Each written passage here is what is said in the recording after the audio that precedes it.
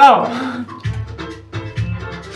تو ادیت آهنگ میذارن، ما داریم زنده پلی میکنیم. بسه دیگه، شوخی کردیم خندیدیم، بسه دیگه، بسه. خجالت بکش. چند سالته تو؟ من بودم آهنگر پیدا کردم.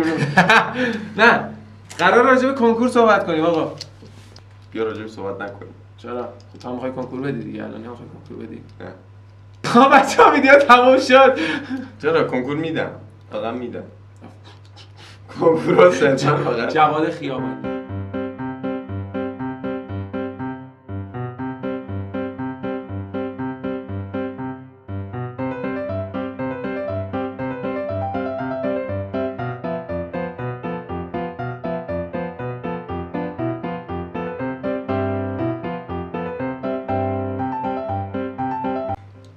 دوستان عزیز، نه ما قرار راجع به کنکور صحبت کنیم و من 2 بار کنکور هنر دادم، 2 سال پشت سر هم و 2 سال پشت سر هم رفتم کنکور عملی هنر دادم و 2 سال پشت سر هم قبول نشد. سال اول دانشگاه صدا و سیما کارگردانی تلویزیون قبول شدم، سال دوم قبول نشدم.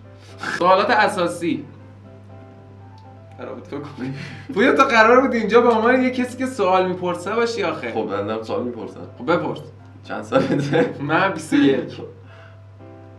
چرا نرفتی؟ ترسیدم، نگران آیندم بودم، خودم بعد بر خودم تصمیم میگرفتم، قد بودم و مشاور نداشتم، چه مشاور دوست و رفیق و آشنا، چه مشاور تحصیلی، و خب گند زدم. کارگردانی تلویزیون علاقه من نبود. چی علاقت بود؟ دلغک بازی. کنکور عملی چی هست؟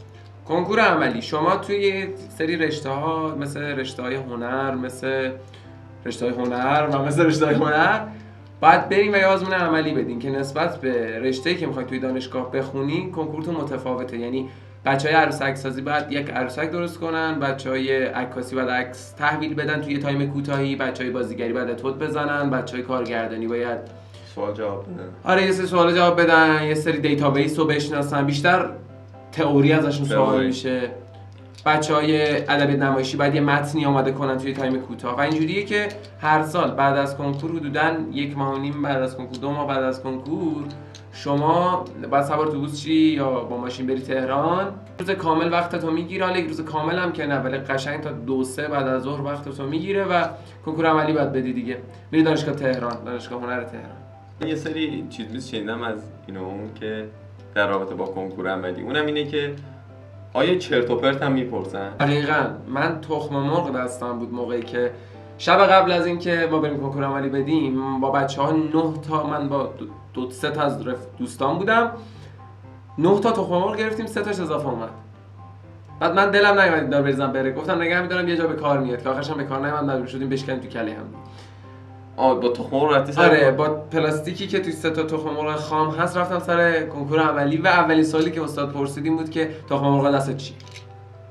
بعد شروع کردم گفتم که بی ربطه، شروع کردم گفت توضیح بده برام. قشنگ نشستیم داشتیم هم گپ می‌زدیم. بعد شلوارم هم یه شلوار دیدیش تو. آره. شلوار 4 خونه خوشگلی بود. بحثمون راجع به شلوار بود و به اصطلاح چیز دلغک. آره خیلی امکان داره. شلوار و تخم مرغ بود. آره خیلی امکان داره. نشی با اطلاعات یا خیلی پشت کارداری باشین. براشون مهمه که تو اخلاقت چطوریه، بیانت چه شکلیه، شخصی چه طرز تفکراتی داری. این به نظر من خیلی مهمه، چون کسی که میخواد بیاد تو وادی هنر باید بپذیره که آدم آره میدونی، یعنی لایف استایلش خیلی هنرمندانه باشه، چیزی که من نداشتم و خب نرفتم ولی قبول شد. الان اصلا همین عینک. یکی تا حالا شده ازت یه چیز خجالت آور بخوام؟ بابا چرا اینجوری میپرسی؟ من انتظار سوال خیلی مهمتری داشتم، مثلا اینکه مثلا چیکار کنیم قبلش، خوراکی‌ها چی بخوریم، چی با خودمون ببریم سر جلسه، اینا مهمه. دارم با تو صحبت میکنم نه استاد. کثافت، من 2 بار تجربه ناموفق کنکور عملی دارم نسبت تجربه میپرسم. نه آخه مثلا میگن چیزای مسخره و نه نداره، واقعا نداره. نه خیلی چیز معقولیه. ببین یکی از بهترین تجربه های هر کسی که هنرستان رو تموم میکنه کنکور عملیه.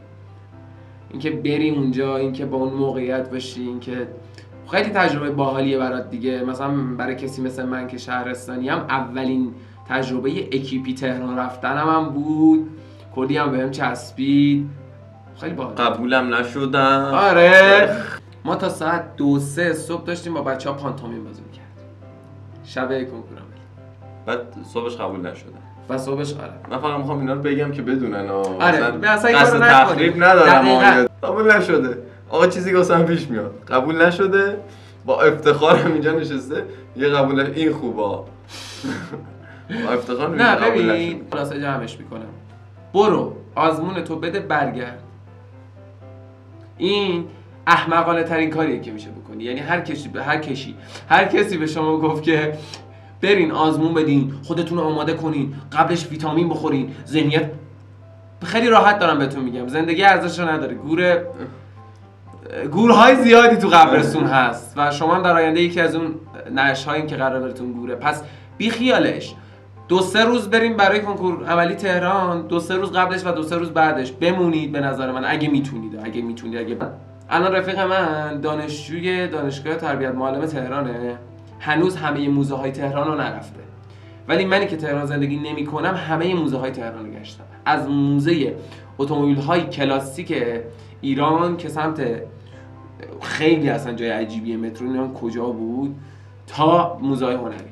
خب میدونی چرا؟ چون اون وقت نمیکنه. آره خب دقیقاً من اون 2 روز کنکور عملی اینجوری بودم، صبح زود پا میشدم میرفتم تمام موزه ها رو میچرخیدم، شبم میرفتم 2 تا 3 تا تئاتر میدیدم، خیلی میچسبید. یعنی این واقعا اینجوری تو میکنه که حتی اگر قبول بشین این اتفاق باز شده که شما با یه نگرش مثبتی بین سمت تهران یا سمت اون دانشگاهی که داریم.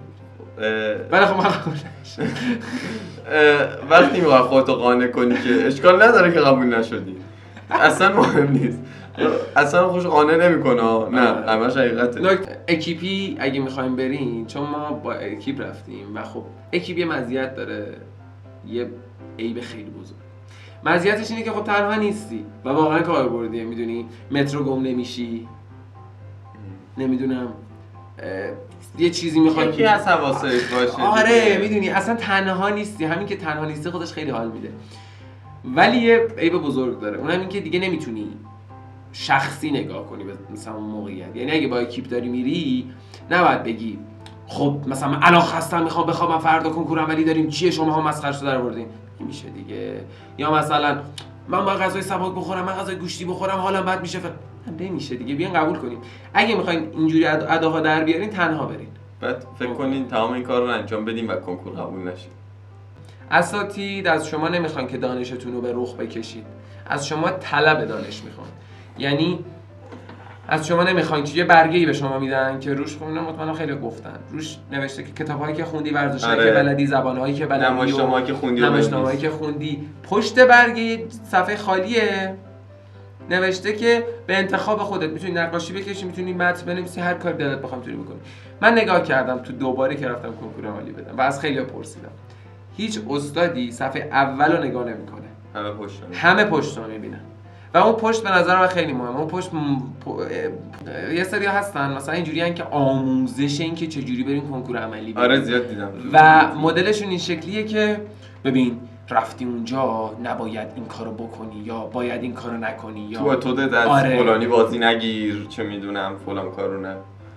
ببین دارن چرت و پرت میگن. رابطه‌ای که با دروغ شروع بشه آشغاله. قبول داری؟ قبول دارم. دقیقاً مثل این کسایی میمونه که میان میگن توی رابطه نباید فلان کار. آره این کارو نکن، فلان کارو نکن، این سه تا کارو نکن. دقیقاً مثل همون زن میمونه. میدونی ما وقتی میریم کنکور عملی خب به هر حال خودتون رو باید نشون بدین دیگه. تو مثلا بری کاملا توی یه منطقه امنی قرار بگیری، یه چیزی رو نشون بدی که اون میخواد ببینه، که به درد نمیخوره. اصلا منطقی نیست. اصلا حتی میتونم همزمان 2 تا کنکور عملی بدم. یعنی میتونم هم عملی ادبیات نمایشی رو بدم، هم عملی مثلا عکاسی. مشکل جفتشو با هم قبول نشی. نه ببین قبول شدنی یا قبول نشدنی نیست، نمره داره از 1 تا 100 نمره‌ایه. شما اگه نمره کامل رو بگیری 100 رو بگیری، اون دانشگاهی که اولویت زدی ترغیب میشه. بعد جالبه آقا بهروز اسمش چند روز پیش رفت کنکور عملی و قبول شد. ولی تو قبول نشدی. برو شوشی. آقا بهروز. دوستان این آقا بهروزه. آقا بهروز کنکور عملی قبول شده. اینجا رقابت بین دو دلغک میبینیم کی برنده. پویا بله. خیلی دوست داشتم تو ویدیوی بعدی من باشی. خب ولی حیف که یوتیوب اجازه نمیده جسدو بیارم تو ویدیو. ولش کن. دم بگیر. چی؟ دست بزن. عینک ریبون اصل و مرچی دارم مال تو نفسم توییده. مامانم زنگ زده بچه. جوابش. الو. که دانشگاه رفتن چقدر تاثیر داره؟ خیلی. دانشگاه هنرها مثلا یک رشته هنری کار میکنه، تئاتر مخصوصا، چقدر دانشگاه برای تاثیر داره؟ خیلی.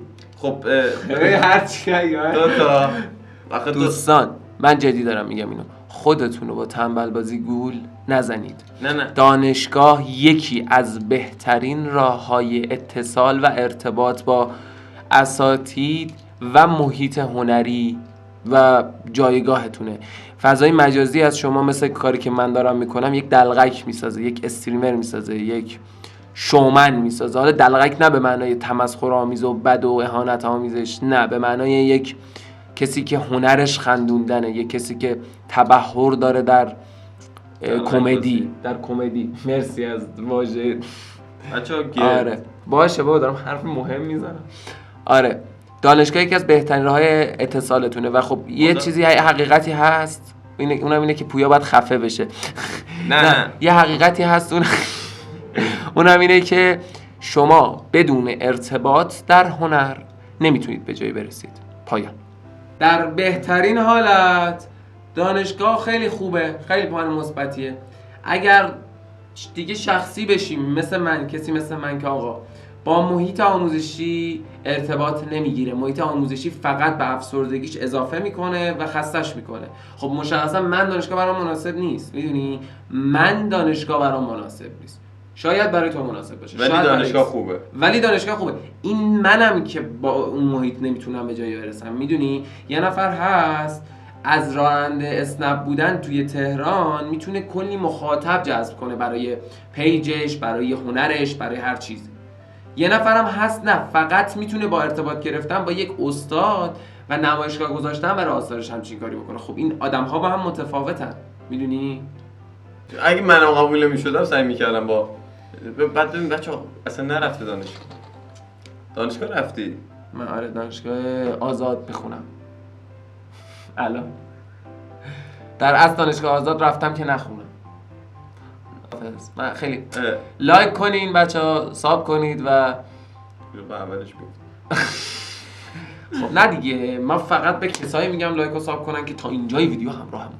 بچه‌ها تو رو خدا لایک کنین، تو رو خدا. نه چرا لایک کردی نکردیم خیلی نامردی. بچه‌ها لایک کنین، ساب کنین، اون کامنت بیلبیلک اون پایین بزنین، انگلیسی بذارین، اون زنگوله هرم بزنین. چیز مهمی نیست، بزنین فقط. حالا بعدا دیدین یه متنی اومد پایین بالای گوشیتون، بالای گوشیتون یکی حمایت کنین دیگه. یعنی چی؟ دست نکنه. مرسی. خداحافظ.